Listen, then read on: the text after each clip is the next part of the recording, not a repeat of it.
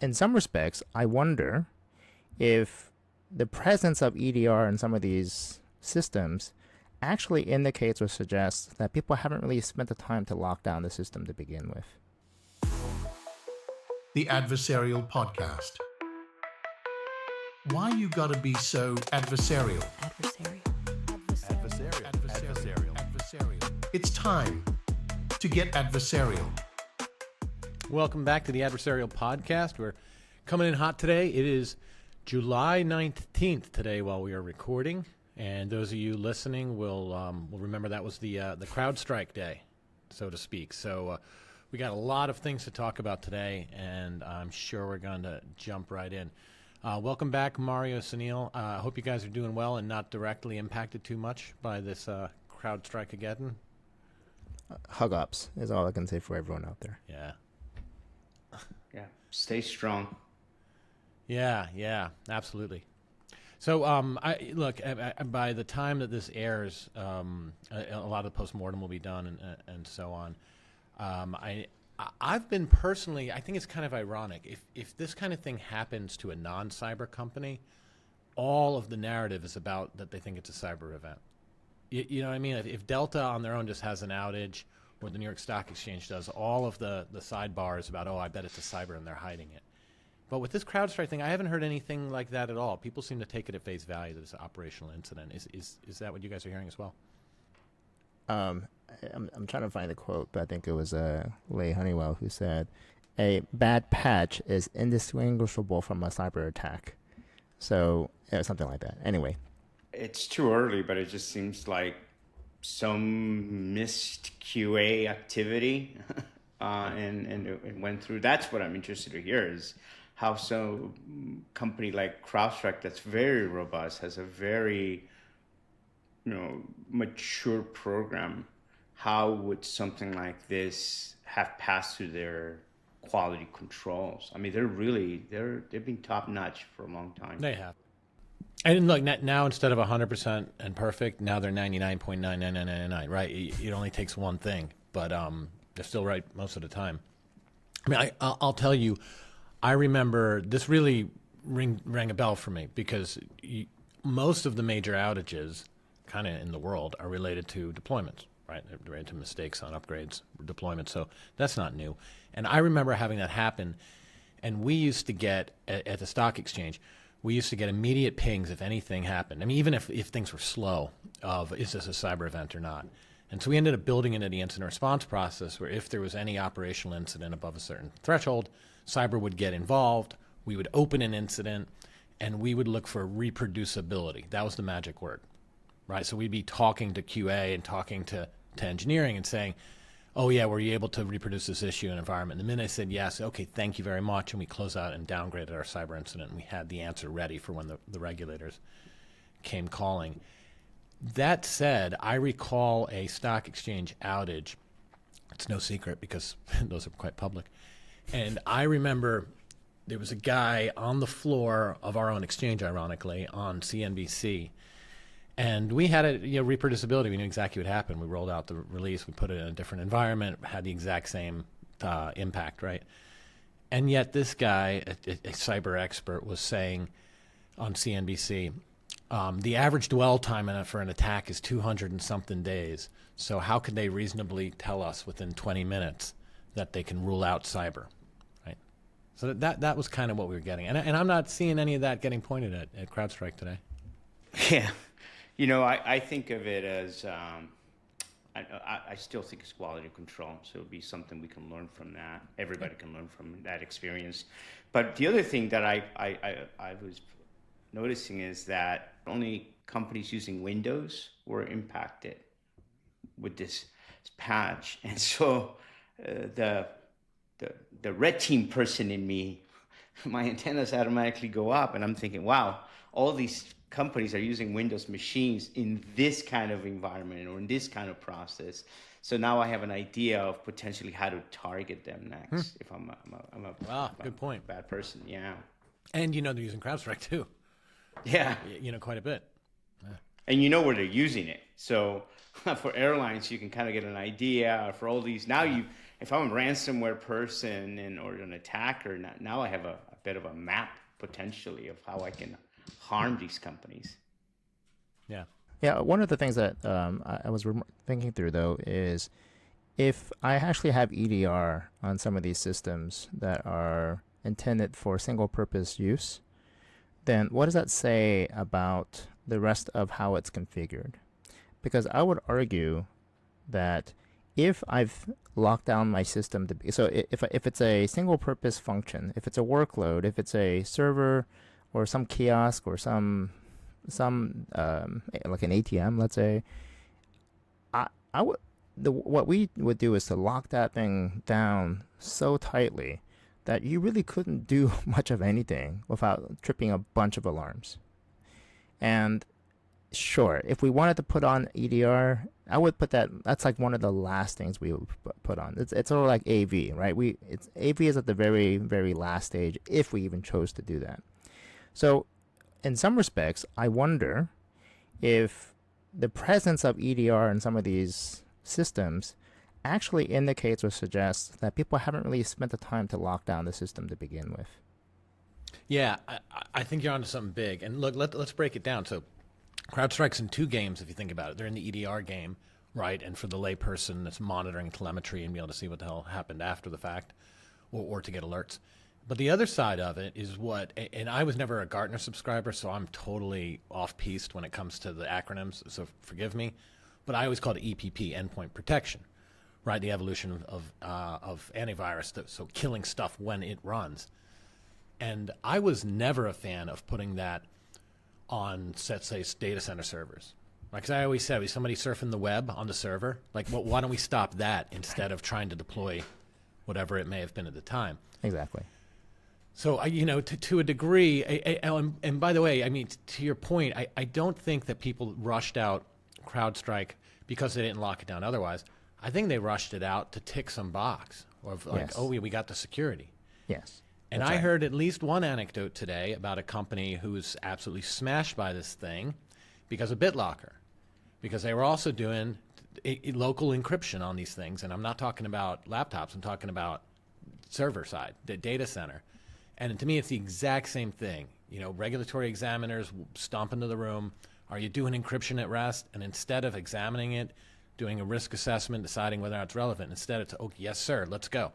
Boom, boom, boom, boom. Let's drop off BitLocker. Are you doing antivirus? What's antivirus? Is it CrowdStrike? Go. Boom, boom, boom. And it all sounds good. But what I think this calls into question is the idea of, well, it can't hurt. I don't think that's so true anymore. Well, it can't hurt. I think anything can hurt now. And you have to say, well, let's only do things when we have a very intentional reason behind it. Yeah, I think we've all gone through cyber insurance, like, annually or biannually, and I can recall the last time that I went through one of those where Windows and protection, EDR protection, was required. I mean, you had to explain to the insurance brokers why you weren't doing some sort of EDR on the your server Windows side? machines. Yeah, on the server side as well. Absolutely. I think it was Falcon Complete that was impacted, right? Or their version of Falcon Complete or something. So they're also including, CrowdStrike's moving into the vulnerability scanning. And now they're doing vulnerability scanning on your endpoints, on your servers. And they're saying, why buy, quote unquote, the Oracles, the Wizzes, the Tenable, when you can actually do CrowdStrike and save more money and include it part of your package. I wonder if people are starting to use CrowdStrike for that as well. Well, the two are closely related, because I do remember, and insurance is weird, because insurance tries to say you have to have this. It's more pass-fail. Whereas regulatory exams, if you're actually allowed to talk to the regulator, they're often not pass-fail. But if only the lawyers talk to the regulator, and then they turn around and say, hey, they said we had to have, and they didn't really say they had to have it, they just asked if you had it. And, more than endpoint protection on devices, I would hear about vulnerability scanning all the time. And I remember fighting that battle in particular and saying no, and you guys are probably going to even think I'm crazy for this, but said, no, we're not going to scan endpoints. We're not going to do vulnerability scanning on laptops and desktops. By the way, if you spend a lot of time fighting that, because if you win that one, think about how much easier your jobs would have been if you aren't trying to freaking mangle all the metrics that come off of your phone scanning because of desktops. Like for Jay on your desktop. Yeah. That's the exact point. You don't care about that. I don't care about that. Why the hell are we burning cycles trying to, re-portray that in the reports that are going to go to the board and then over to the regulatory examiners and all that? Yeah, I think ultimately the way I try to encapsulate this, it goes back to the question that you asked in terms of what's the harm. What's the harm in scanning endpoints? What's the harm in adding EDR? I think the harm is complexity. Once we keep adding more complexity as we add more of these security controls. Some of them which are not based on any sort of risk management construct, but rather just because, again, we check the box. Mm-hmm. And once we cross a certain threshold of complexity, we can no longer really understand how one fix affects the rest of the system. In fact, they tend to cause new problems, these new fixes, and we don't really know what those problems are, and they're just waiting to be exposed. And I think we've gotten to a point where we've long exceeded that threshold of complexity, and we should really rethink, okay, what are the things that are essential for these types of systems, and go back and try to make it simple again. As I think about this, and I'm not in the world of shaming the victims, but I recall in my previous shops, before updating some sort of software, we would run it on some test laptops or servers, reboot your server, go through the whole process, and see if there was something that happened with it. And I'm wondering, why didn't some of these other companies who have now had this problem, did they go through their own QA testing? But I think the value prop in not EDR, but the EPP, so meaning that half of it, the protective side of CrowdStrike, the value prop is in the auto updates. Right? I mean, that's what they're selling, is our threat intelligence is going to be deployed so that the minute that there's this new TTP observed in X, Y is going to benefit from that intel, and therefore it's encouraging people to update automatically, no? So, okay, on that front, let's consider something here. And again, there's more data coming out, but this appeared to be a content update, meaning a detection logic update. So why would a detection logic update cause a kernel crash of some sort? There was a detection logic update that CrowdStrike released back in June that caused a whole bunch of machines to spike their CPU. That kind of makes sense. And the only way to recover from it was to reboot the machine, but it didn't cause a machine reboot. Okay, so something happened here where what should have been a simple content update was also packaged with something that destabilized the system as well. And I think there has to be a clear separation between those. If you're gonna do content rollout, then there's no reason why we should have kernel crashes and that kind of stuff. I mean, the fact is, if you have an ultra-sensitive environment, you don't update anything, right? Because there is no, well, this is okay because of X. And the example I use a lot is, I remember about 20 years ago, I was doing a million jobs, including network architecture, engineering, whatever, and I was manually updating routers. And I remember filing a change control ticket to make a production change on a router, doing it during the change window. Look at me, I'm paying attention, I'm doing the right thing. It was like, I think, a Friday night window. And everything went great. Went to bed. Some point Saturday morning, I remembered, I forgot to save it. I made the change on a Cisco router. And if you remember from your Cisco router days, right, I remember you had to do write mem, or WRMem, right? Because it's in the running memory, which is great, but you have to write it to the non-volatile memory or it won't survive a reboot. And so Saturday morning, I woke up, and we were open and live on Saturday morning, so it was production outside the window. I thought, oh shit, I forgot to save the thing. So I SSH'd on in, even then via VPN. It wasn't hot off the internet. And I did write mem. With MFA. Yeah. Secure ID, RSA. Secure ID. Okay. Yeah. Absolutely. Yeah. Right. So I got into the thing, wrote write mem, brought down the whole market. Bad chip, bad NVRAM chip. Minute you go to write to the thing, crashed. Hardware. Wow. The point is, I could have said a million times, nothing was bad can happen from this. It's not my fault. What was I supposed to do? But that's why you do change freezes, right? So there is no innocuous change if you're at that extreme. But on the other hand, you accept the risk sometimes and say, well, we're willing because of the benefit. Sunil,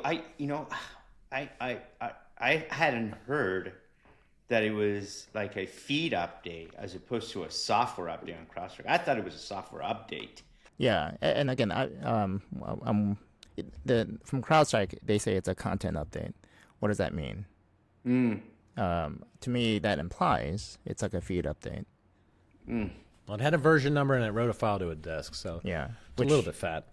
Which to me, it means that they're combining what they should separate those two out, create Yep. two different streams, right? Yep. Because I think we all want feed updates. We don't necessarily need the other one. And I would also argue, in the context of a server, a locked down, tightly bound server where we've done, lots of segmentation, where we've done application allow listing, all the things that you would want to do on a server. I don't know if I need a feed update. Or a product. Well, I may still need some sort of detection logic that says, hey, someone's trying to bypass the allow listing controls that I have, because there are ways to bypass, but the ways to bypass are not unknown at this point. We know those are known things that doesn't require a feed update. Well, I mean, I think hindsight will show, exactly what happened or what the lessons are, the lessons learned. I, for one, after going through so many crises of this type in my life, I bias toward saying, you make the self-driving car and it hits a person and you don't panic and suspend the whole program. You look at the statistical data and say, wow, it's still a hell of a lot safer than the humans driving around. And there's a good chance that the hindsight from this is it's such an edge case. Yeah, it's going to happen every 23 years. Let's go with it. It's awesome. It's a hell of a lot better than pausing updates and not rolling security in general. And CrowdStrike has an amazing track record up to this point. So You think you could have that conversation with some of these impacted customer CEOs to tell them, hey, we should expect this to happen every 23 years? I wouldn't. I wouldn't. I'm smart Right? enough to know that. No, it's yes, sir. We've done everything. Yeah, I'm gonna have a bunch of to-dos, and I'm gonna tick them off and come back and show they're completed. Yeah. Yeah. I remember pretty well. I've told the story before, but not on the podcast. A coworker of mine in the early days at ICE. We had an issue with F5 networks, right? We were using F5 networks to broker trades. It wasn't just for load balance. It was like for the fixed protocol. It was awesome. A lot of bespoke logic on it and all that. And we had an outage. It was something to do with F5, and we worked closely with them, and they fixed it and rolled out something great. They were an awesome partner, all that. But they had a bug, and we had a major outage, and it cost revenue. Everything sucked. And we're in the room with the CEO, because in those days, that's what happened with an outage like that. And I remember it was just exactly what you guys are talking about. The CEO turned to my counterpart, who is now the CIO of the New York Stock Exchange, right? And he turns to Chuck, and he says, we're all going through technical details and, glossing over things really fast. And the CEO just says, well, hold on a sec. Chuck, who owned the F5s, said, Chuck, can you tell me that this isn't going to happen again? And Chuck, to your very point, instead of saying, well, we're taking all reasonable measures, we're going to do everything we can, he said, well, it's not outside the realm of human possibility. Oh, That was not a popular answer. it at was all. just the honest answer. Yeah, And so do you. how did your CEO take it? Yeah. Oh, I know exactly how he took it. He said, Chuck, it's a good thing you don't report directly to me. Oh. So yeah, at the congressional hearing, I don't think the proper defense for CrowdStrike is going to be to say, hey, look, these things will happen every 23 years. That's a pretty good rate. Yeah, I know. But in the back of my mind, that's what I'm thinking. Well, at least one should be able to say, whatever processes or whatever activities caused this particular issue, that will not happen again. Yeah. But I mean, again, just CrowdStrike, and I don't have any money on CrowdStrike, but they've been a stellar partner. They've been a good vendor, right? I mean, I have not heard. This is the biggest thing I've heard from CrowdStrike since I've known them. Yeah, and actually, one other consideration of what makes them really good and what makes them, and what may have also contributed to this, is the fact that they cause the attackers to fight in our territory. Our territory being in an environment where their actions are very clear and seen and observable, and that's because of the model that they adopted early on, which is to be on the cloud and to be always connected to the cloud. And that model has been extraordinarily successful, and again, forcing attackers to fight on our territory, not on their territory, right? If you want to try to bypass CrowdStrike, then guess what? They'll see you try to bypass CrowdStrike, right? Okay, now that comes with the flip side of what we just saw, which is if you're always on and always getting the latest updates or some versions behind, well, you're getting all the updates and some version behind. And I don't know to what degree we can truly control that if we're operating in this sort of environment where we're always on and always talking to CrowdStrike. So anyway, it's an interesting trade-off. I don't know. To me, it seems like the net of it has been pretty good. And the world just got a free BCP test as a result of it. But Yeah. we'll see. Well, Mario, you touched on, you said you're not exposed to it financially, you're not invested in it. I am. So I want to talk about that. I hadn't been historically, just because I thought I missed the boat on CrowdStrike. I certainly loved and admired the company. But I took advantage of the opportunity this morning during this outage here. So with the preface for all three of us that we are not registered investment advisors, we are not giving investing advice, all the legal disclaimers here, just talking anecdotally. I bought some CrowdStrike when I saw what happened here on the dip, because I think that this will not impact their share price midterm, even forget about long term. And I think that this is a 9-figure marketing deal they just got. They are on every news outlet. Every human on the planet's hearing about the name CrowdStrike and hearing what they do. And the main takeaway they have is, oh my God, I can't believe every airline runs this thing and every other company. And to me, this is just a huge windfall for them share price wise, I think. Well, there's a very perverse part of me that would also say, if I were their lawyers, I would say, thank God we don't have software liability. Yeah. So what do you guys think? What are your let's play a game here with predictions. Are you willing to put out they were, before this happened, they were trading at $340 a share. It's so far dipped down to about 290 something, and right now it's about $305 a share. You guys have an idea of when we go live on July 26th with this episode? Do you have a prediction of the closing price for Thursday, end of market? Closing price, I don't know, but I guess the question is, you think it'll be up or down? That's maybe we'll start with that.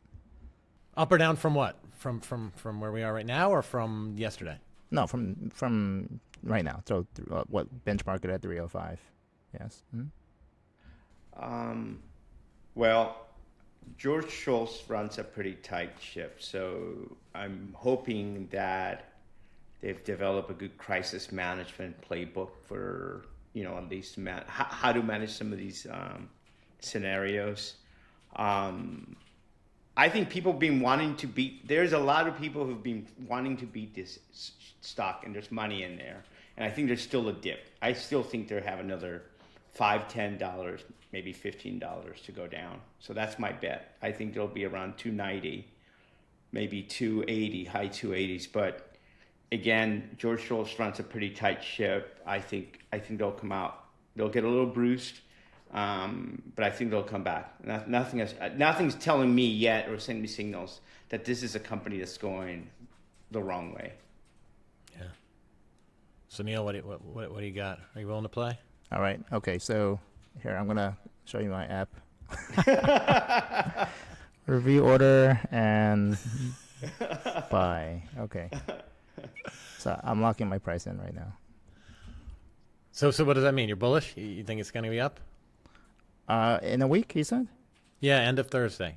Yeah, so I'll say it's going to go up. So I'll go ahead and commit that in real cash here. I'm going to go 332. Right, so up. Pretty good bit. I think it'll be over 350 in a month and back on a rally, but I think we'll get most of those losses back by next Thursday. So look, gamesmanship aside, the important part of this discussion is, and I've had people ping me already asking, what's the long term here? Is there going to be flight and onward? Okta was breached, right? And a lot of CISOs were saying at that time, like, are we going to leave all that? Still, most of them didn't even leave. This isn't even a breach. And then on top of that, you've got the entire investing planet that could care less about, whether or not there was an outage right now, just recognizing this company and researching it and jumping in it. I think I can't see how this can have a long-term effect when an actual breach can't even shed customers from public companies. Well, are people going to switch? Do you think? Can you guys think of CISOs leaving?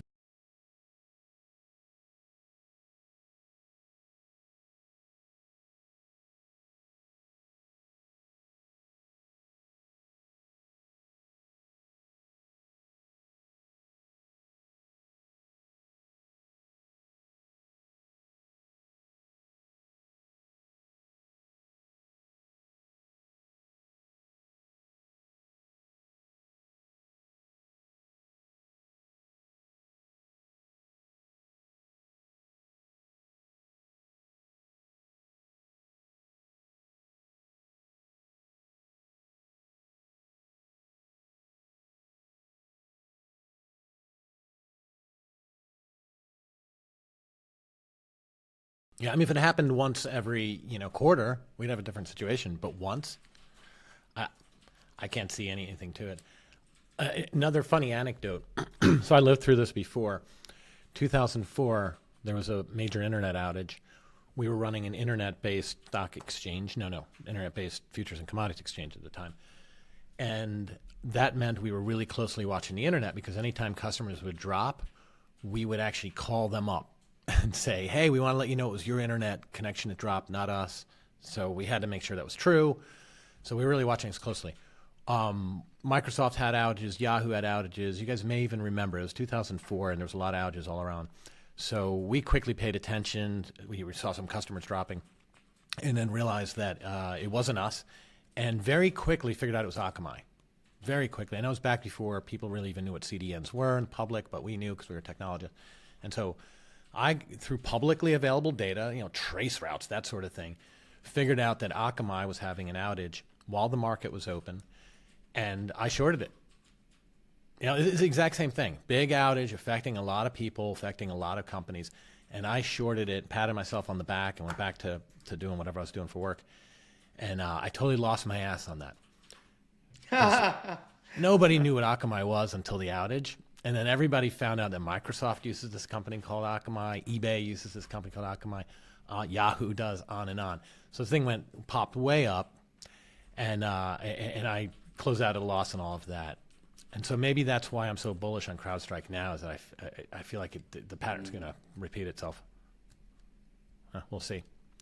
So on a related note, let's talk about switching costs a little bit, right? Because even before this thing popped, we were already planning on talking about a story about Rapid7, which drove the same thing. It was an activist investor saying that they were going to force Rapid7 to sell. And by the way, companies buy and sell all the time. That doesn't mean you go out of business. And yet, even then, people were prognosticating whether CISOs would fly from the company just because it might be sold. Well, let's talk about, I think switching costs are low, but that people only leave when there's a legitimate reason and not because they're afraid they might have to leave at some future point. How do you guys feel about that when you're looking at vendors and whether or not they might have solvency issues or even kind of major corporate actions coming up? Well, it's something that we actually write into. It's something that I would suggest people write into their contracts anyway, to say that if there's a change of ownership, that we have the ability to kill any prior agreements, whatever it may be, if you have a multi-year contract. we had that as standard language. I would suggest others probably continue to include that as standard language because it becomes negotiating leverage when there's a change of ownership that says, hey, look, I expect the same level of service, one. I may even want a discount, who knows, two. But just giving people notice that you really do expect them to have continue to deliver the same level of service, if not better. Well, hold on a minute. So are you saying that in the contract, you guys would try to say, look, if there's a change in ownership, we reserve the right to cancel this contract? Or would you say only if there was a degradation? Nope. Yeah, I hate you, Sounil. First of all, you run a startup today, and when you go to Bank of America and they try to taint all of your deals so that when you go to sell to CrowdStrike, CrowdStrike says, whoa, hold on, 100% of your ARR is at risk if we buy you? You're going to hate Bank of America yourself that day. I may, but I can understand. Hopefully people understand why that provision's in there. Yeah, I'm half joking, but there's bullies in the TPRM game and in the contract game. Yeah, that's a bully move. Well, I'll put it in a context as well. If your technology, so in the context of Rapid7, what is the switching cost? And the switching cost might be pretty low, right? Let me point out another vendor for which the switching cost was extraordinarily high, despite many changes of ownership. Anyone remember the company called Vontu? Oh, yeah. Anyone still doing business with who? Broadcom? Wait, what is it? No. Symantec first, right? Who owns that now? I don't even know. But I mean, it was hard to. That was not an easy. Switching out of that was not. I don't know if people have switched out of it. There's still people probably having to rely upon that technology. Why? Because it freaking worked. I don't recall doing one where we did, if you were bought by somebody else, that we had the right to replace you.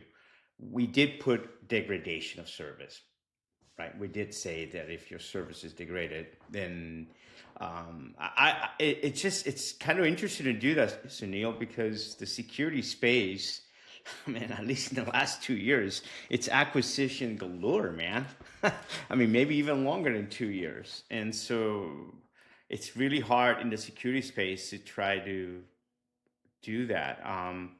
Generally, we've stayed with those vendors unless there is a mass movement of employees leaving the company because they don't like it. And if those employees play a key role, quality control or research, etc., whatever they were providing us, the service they were providing for us, if the employees start leaving, that's kind of a concern. But look, I think, I mean, Sounil, not to point you out, I'm sorry, but you're the messenger here, but you're representing like this big boogeyman. But that's a poison pill. And I would think a lot of investors and capital markets folks, when they hear that kind of behavior was going on, they'll be, oh my God, am I glad that's not rampant? Because you can't value a book of business if the entire thing is at risk if you do the deal. Right? Doesn't that sound awful? I mean, Mario, you're launching a startup too. How would you feel if a big customer wanted to throw that in there? I wouldn't sign it.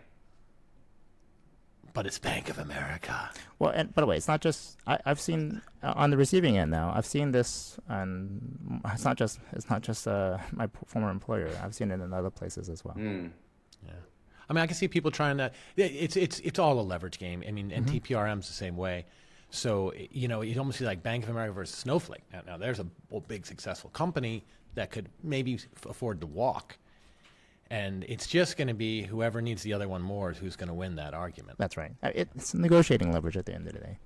Yeah. I mean, everybody wants the big logo of Bank of America, and small startups if that's the only way through it, you're going to take it and say, well, that's fine, because by the time we sell our company, we're going to have another 80% of revenue without that provision in it. Doesn't it hurt to know that the provision you're forcing on someone simply isn't sustainable, and that I'm expecting you to only take this from me? I know you can't take it from me, but only me. I'm special.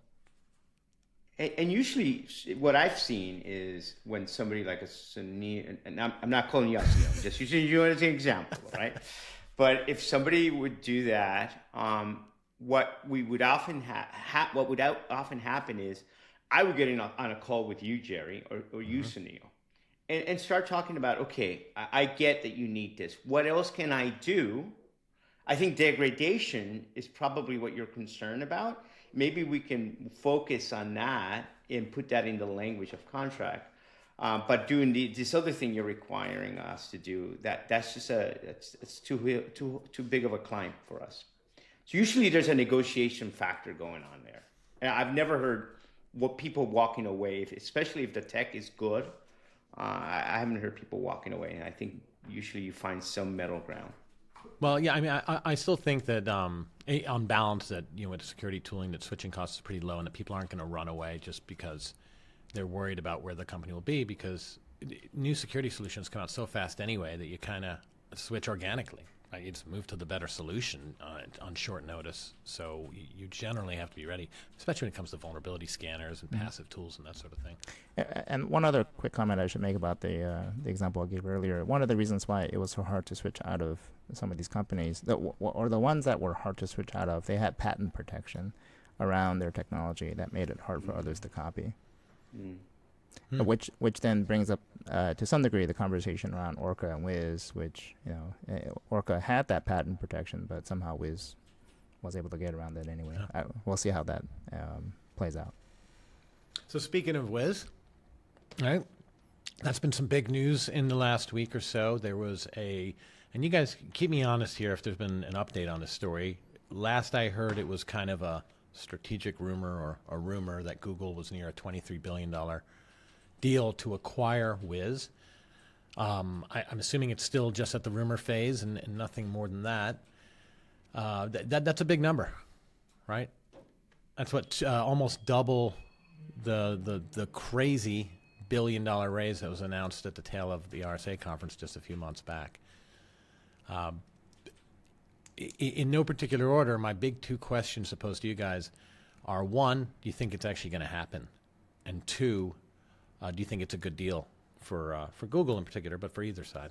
All right. So the latest on this came out, I think, a couple days ago, and it's interesting in the context of PRs, press releases, and how they're weaponized for different reasons. Wiz is well known, I think, at least it's known to weaponize press releases to their advantage. This one, I wonder if this was done against them effectively, to pressure them towards a deal, because as many of us know, they were going towards IPO, right? So why all of a sudden switch to being acquired? And there's a story that was released a couple days ago that suggests that this was the work of Andreessen. So if you are a investor and you just put $1 billion into an investment into them, and that was only three months ago, and you can turn it around and get roughly about 1.92 times return, okay, in 3 months. I'll take that to return every day, as long as I possibly can. So anyway, the perspective here is that they may have been pressured by Andreessen to make this deal happen as well. So sorry, just to be clear, the rumor, again, it was a speculation, is that that A16Z may have pushed for the deal or pushed to have this info leaked? Both. Huh? How, do you think that this is a leak, right, in some way or another? It may be one of those fake kind of theatrical leaks. But do you think this leak will increase the odds of the deal getting done or decrease them? Well, at this point, I haven't heard anything to suggest that it's not going to happen. Yeah. Yeah, I mean, I think the only thing that would really help is that a leak of a potential deal might trigger other potential suitors to say, get in line here. Where's your $26 billion offer from Microsoft or whatever it's going to be? Yeah, and that's another thing that I was somewhat curious about. So let's suppose now Google acquires them, and you use Wiz for AWS and to lock down your AWS environment. What do you suspect that they're going to continue to? Where would you expect them to continue to invest in capability, in supporting GCP or in supporting AWS? And Sunil, I'm glad you said that because that's the first thing I thought why Google would buy them. And if I wanted to understand my competition, if I really wanted to understand how Azure, AWS, and not only that, but also those customers of AWS and Azure that are also competitors of Google, of GCP. My goodness, imagine the wealth of information they're going to get out of this. They're going to know their competitors, how quickly they patch things, how do they look. Just on the data, I also don't know how many customers Wiz has, but it has got to be hundreds, right? We're not talking a handful. Yeah, I mean, but here's the question though that I'm asking, which is if you're now the customer, you put yourself in a Wiz customer's shoes, and you're heavily in AWS and Azure, okay, not GCP, but you're heavily in AWS and Azure. Going back to the change of ownership clause that we talked about a moment ago, and the degradation of service, are you going to be? How confident are you that the service isn't going to degrade here? Oh yeah, yeah. It doesn't make a ton of sense to me because I mean I know anecdotally that most companies that are in the clouds, super oversimplification, and actually Sounil, you probably have a better viewpoint on this, but I would say are in AWS. I think that's still the go-to. So by extension, I would say that the majority of Wiz's accounts or touch points, let's say, are AWS. So how does it make sense for Google to own them? And then you have like antitrust, right, is just killing deals left and right these days. So you just have classic monopoly power type threats anyway. But then on top of that, you have this potential threat from Google to a competitor who happens to be a critical infrastructure supplier. Right? A key concentration is AWS. God forbid you touch AWS. Regulators are all over that. So I just see too many reasons why this thing could get scuttled. And if Google is doing the math and saying, yeah, we know we're going to shed a bunch of customers, some because they're scared, others because of whatever our strategy may be for this, and we know it's okay. In that case, they'd be paying for a loss on purpose as a defensive move, which also isn't going to go over very well. So my long shot prediction is that this thing isn't gonna close. I don't know the reason, but I have a lot of candidates out there. And if it doesn't close, we got like kind of the Adobe Figma merger in reverse. When Adobe was going to ruin Figma, I meant buy Figma. I felt like when that deal got scuttled, which if I remember, it was $20 billion as well. I felt like that was the end for Adobe and great news for Figma because I always felt like they could do a lot more on their own and that they were a lot more forward-leaning. I feel like it could be kind of the opposite here. Google's fine either way, but I think it could be really impactful for Wiz, especially if there's some optical fallout from this deal and people do start. We talked about switching costs earlier, but if you're worried, how much are they going to care about my AWS environment when it's owned by a competitor? I could see CISOs, especially, and by the way, people, in my opinion, have been on the fence with Wiz. There's a lot more competitors out there. That's the scuttlebutt I hear is, maybe we're looking at this alternative. I could see them being pushed over the edge during this 9 to 18 months it's going to take it for a deal like this to get done, even in the best circumstances. See, I think what Google is going to do, and just looking at from their past history, like when they bought, I think it was Illuma. They bought Illuma. We used to use Illuma. I think it was an ETL tool for security 4 or 5 years ago. What did they do? They told us a year later, within a year, that we had to leave because they weren't going to support us. We're a competitor of GCP. Look, maybe they don't really care about AWS or Azure from supporting them. Maybe this is a total play to make their security program better. Look, Wiz bought Gem Security. They acquired Gem Security 3-4 months ago. That's a great security company that can help with your CI/CD, your production environment, and all of that. All of that can just, improve GCP's story. And Wiz can also improve GCP's story as a whole package to compete against Azure, to compete against AWS. Yeah, so what if we lose some clients that were using AWS vis-a-vis Wiz or Azure? Come to GCP. We're going to give you better security. And let me offer, though, people don't choose GCP because of security.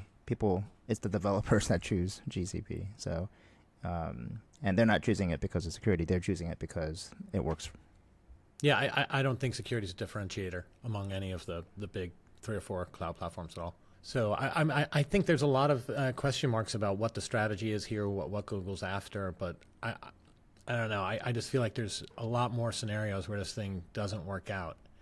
And it feels like it could be pretty bad for Wiz to be dragged through this for, again, 9 to 18 months and then have it unwound while all their competitors are snapping up customers left and right. Yeah, but like you said, Wiz has done this to them, to other people before, right? Wiz is not they could be a little bit, not the nicest of companies out there when it comes to, spreading stuff like this. Yeah, and don't forget, too, that Wiz has it spends a lot of money. It's not like they're a 90% margin company here that can afford this. If there's attrition as a result of this, and then the suitor walks, it could be pretty impactful for Wiz. So wish them the best, but I don't know. I'm bearish on that deal getting done myself. Yeah, in that article I was mentioning, it mentions that they lose about 50 cents per dollar of sales. Okay. What do you think what is it gonna do to folks like Orca? Like, I've looked at Orca and Wiz, and like I'll just say it. They're very similar products, man. It's almost like an island in Talon when it comes to enterprise browsers. But do you think this is going to help Orca? Because from what I've heard, is Wiz has been beating Orca in a market significantly, and I still don't know if it's true. I still don't know why, because I think they're both very equal products. Well, going back to my comment earlier about the lawsuit, I think it's supposed to go to trial like next year sometime. So that's a liability that I mean Google can pay for it, but it does hang over Wiz's head. Well, I mean, from my perspective, screening venture deals and that sort of thing, I see another cloud security posture management startup like every 20 days. If you think about the advent of infrastructure as code, and for any given startup these days, the amount of engineers and resources you have at automating the provision of cloud resource, right? And you wind back 10 years ago, and that wasn't the case. It wasn't ubiquitous. Developers were just kind of stitching together the cloud environments. Today, everything's automated infrastructure as code. Everybody who's gone through that for their own company to help deploy and mirror is pretty damn close to being able to write a great CSPM.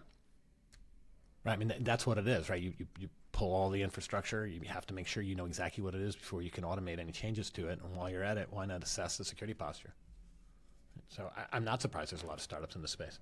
Yeah, I think so if the question is there a capability to do CSPM, and how good is that capability? I think that has become largely, I may be at risk of saying this, but largely commodity. It is, I think yeah. What Wiz has really done well is making the experience of it much, much better. And so I think that's the thing that made people really happy. Well, I think to your point, again, I think it's become a very commoditized space. Even Wiz themselves has said that in the actions. They've moved into more forensics type of capabilities. So not just vulnerability, right? The buying of an example, but they bought Gem, and I don't know if this was a rumor that they were going to acquire Lacework. Remember that? Is that? I mean, it's a rumor. But right, yeah, and but they were looking for Lacework because of the agents. Because doing forensics with just doing snapshots in your cloud provider, it's not going to be enough, folks. You need some sort of agent capability. So just to highlight what Sounil is saying, I think just the cloud security posture space and vulnerabilities, it's too much commodity. You got to move up the stack and bring some more features. To protect your multiples. I mean, that's the thing. I mean, if you're willing to say, okay, the market is saturated, we won, that's great. But if you're floating at a multiple and a valuation that's based on a continued growth rate, and you need to deliver a story on how you're not just going to sustain 500 million ARR, but how you're going to make it to 2 billion, then you have to move adjacent in all these other spaces, up stack and so on. And I think that's kind of a tenuous position to be in. I don't know a great story on them getting to 2 billion ARR very quickly and beyond. Okay, so changing gears here. Totally different topic. In the old SolarWinds debacle with the SEC, there's been some breaking news about the SEC dismissing most charges against SolarWinds. I think this is should be met with some sigh of relief from a lot of CISOs that were kind of worried about what the precedent would be around this. But were you surprised by this, or is this what you expected? I think after I sort of kind of did, because what happened with the Supreme Court case just a couple of weeks ago, where they pushed back on some federal agencies overstepping their boundaries. And they said that was not part of what the law was stated. And so they I don't know if it was the SEC, but they went after several different federal agencies. And so I think the signal was to a lot of these federal judges is that you can kind of, the SEC potentially has gone outside of what their charter was. And in the absence of any law that allows the SEC to do X, then maybe they got slapped. I know their intentions were good. I think the SEC's intentions were good. But they might have just gone outside of the boundaries of what the law allowed them to do. The dismissal was 107 pages, so I didn't read the whole. I can't claim I read the whole thing. I could probably just search in it real quickly to see if there's any reference to Loper, which was the case that Mario just mentioned that was decided a few weeks ago. I don't think it was. I don't recall. Well, not that I read through it all, but I didn't see any reference to the prior case. So I'm not sure if it would have made a difference in this particular situation. Partly because the issue, one of the issues that was dealt with in the Loper's, the recent Supreme Court case was around the administrative judges, and this is not an administrative judge. This is within the Southern District of New York, I think. So anyway, it's a different thing. But there was something that was interesting in the context of this case, which was the whole notion of what kind of controls is the SEC in charge of overseeing, okay? And, of course, one would assume it's financial controls, and is cybersecurity controls part of that? And the judge specifically said, look, if the SEC is trying to go beyond financial controls, then what's the limit? Where are we gonna put that boundary? Because if you're starting to say cybersecurity controls is a part of that, then who's to say that any number of other controls wouldn't also be part of the SEC's remit? And I think that was a really valid point, and part of what I believe was one of the fatal flaws of the SEC case, which is they've extended really beyond their authorities. And anyway, but what was within their authority was statements that were made before the breach. And so this is, Tim's not fully out of the woods here yet.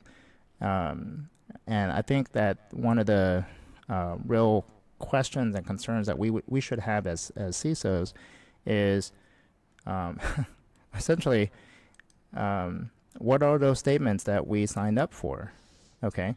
And how will they be scrutinized with respect to from the eyes of the law? How will they be scrutinized? And this is we're entering new territory here, because I don't think that has really happened before. Where now, if you look at the filing, I mean, they said, hey, you said you were a 1 on the NIST maturity rating here, and you were a 2 over here, and it's like that's a level of detail that I don't think most people really expect from a court of law. They dismissed 4 out of 5, right? They kept 1, right, Sounil? Right. That's what. Yeah. So the dichotomy was they pretty much dismissed any of the statements that occurred after the breach. There was only one charge that was tied to the statements before the breach, and that was kept. Yeah, I know. Since go on this one, I've been thinking that it's like shampoo, right? And you hear about calming shampoo, marketing statements that are made. I think that's about as criminal as, we really care about security and we operate robust security controls and all that. They're kind of one and the same. I mean, that's what's been going on here. We're in a world of marketing where there's a ton of embellishment everywhere, and whether or not I like it, I don't know that it's in the SEC's purview to crack down on it. And I would say we're all, we're all guilty of that.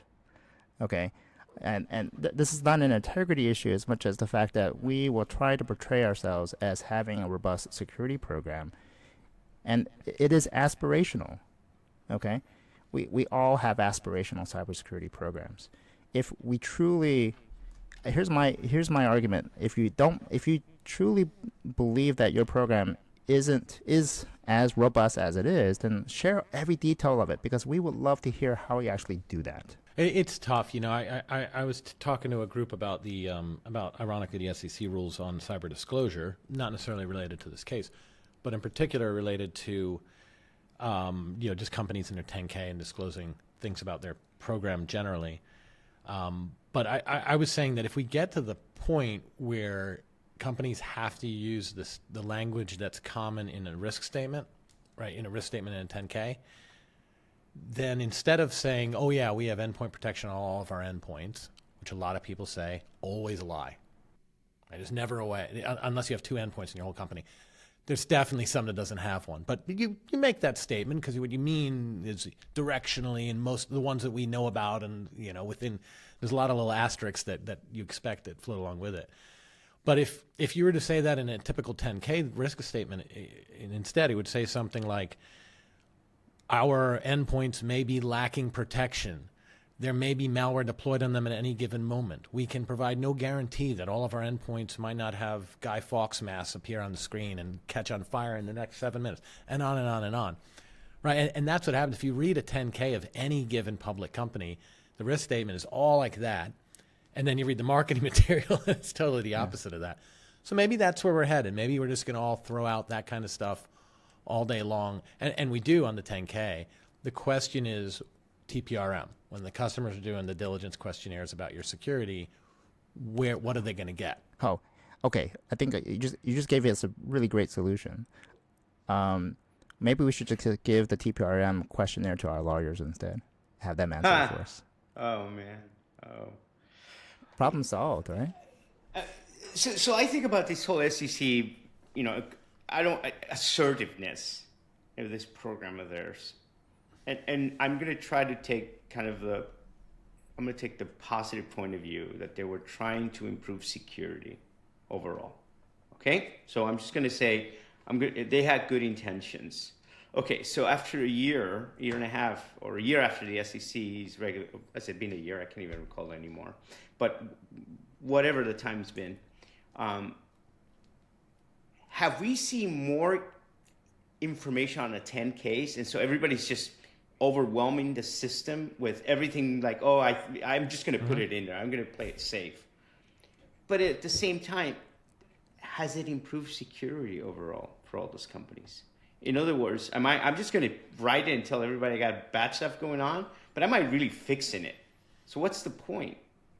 Right? I mean, if the SEC is trying to improve, or this effort of theirs is to improve overall security, has it really helped? Are we more secure? I think there's an important distinction, and I think most people miss this. Every regulator, and I think if you're in a regulated industry, you need to step out of the room for a minute and go do your research on the regulatory remit and read the regs till you fall asleep and then do it again.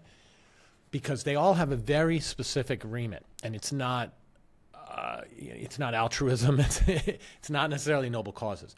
So the SEC is not trying to improve security, and that's okay because other people are. The SEC is trying to protect investors, right? So the SEC is basically saying if you get hacked and all that, that's fine with us. Just make sure that investors were totally aware of the risk.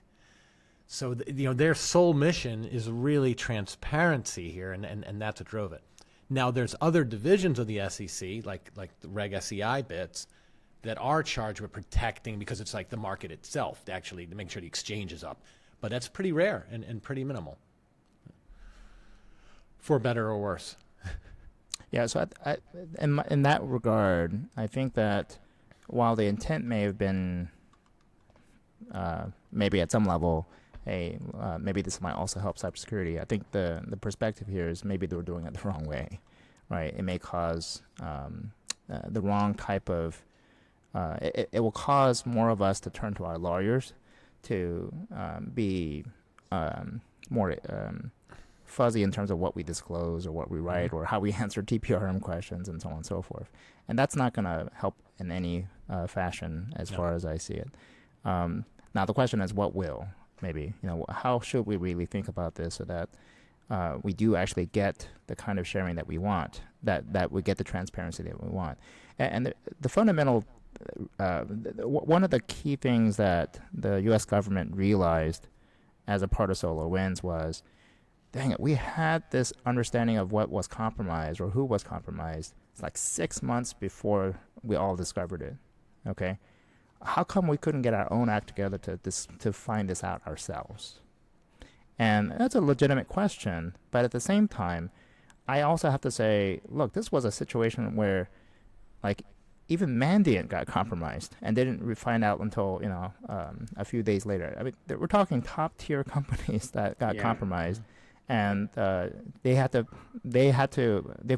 there was a very lucky signal that they found that they caught that allowed them to investigate and see what actually happened.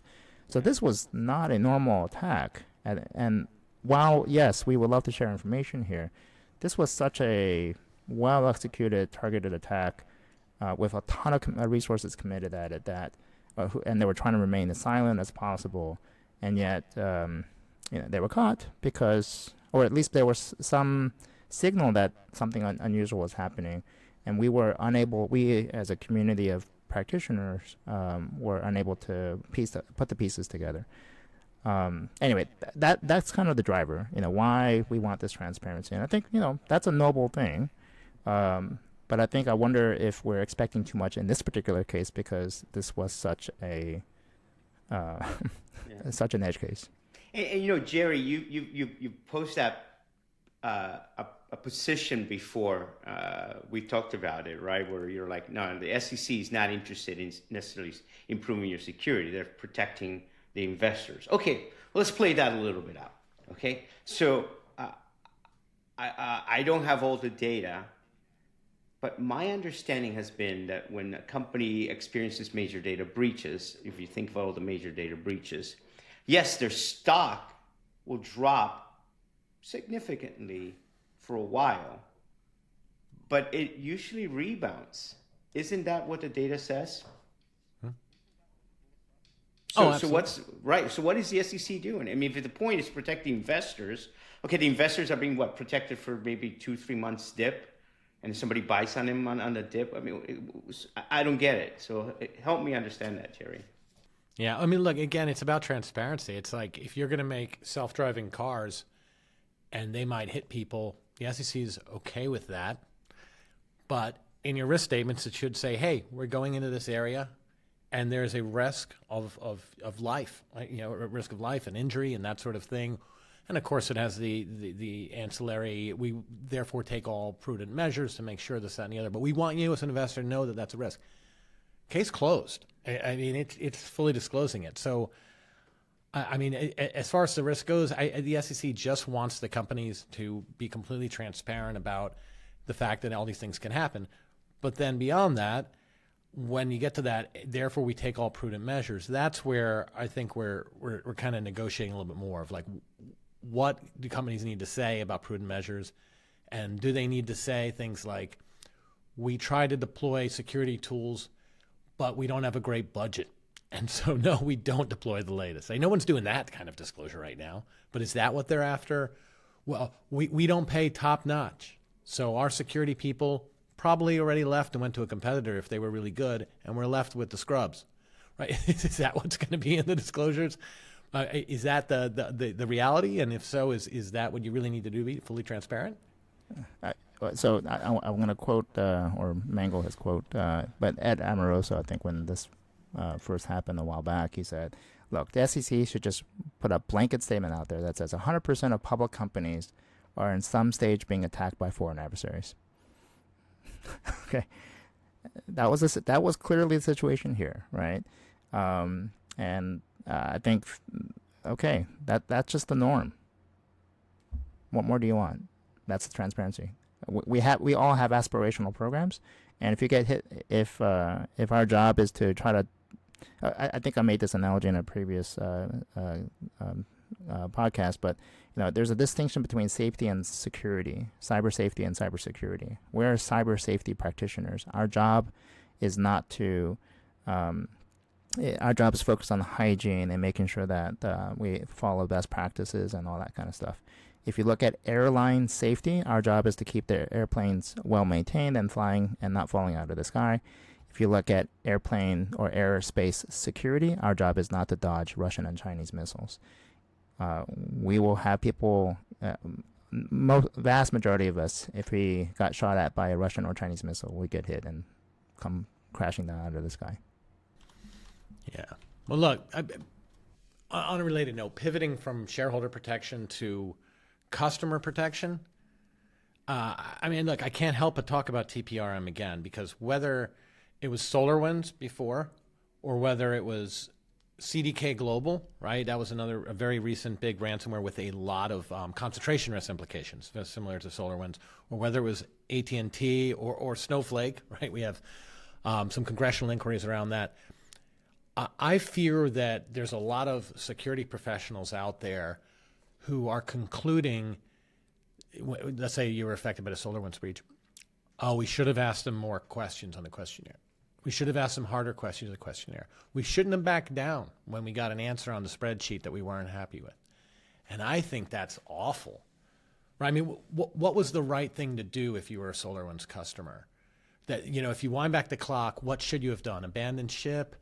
Ask them harder questions? Force them to do more encryption at rest? No.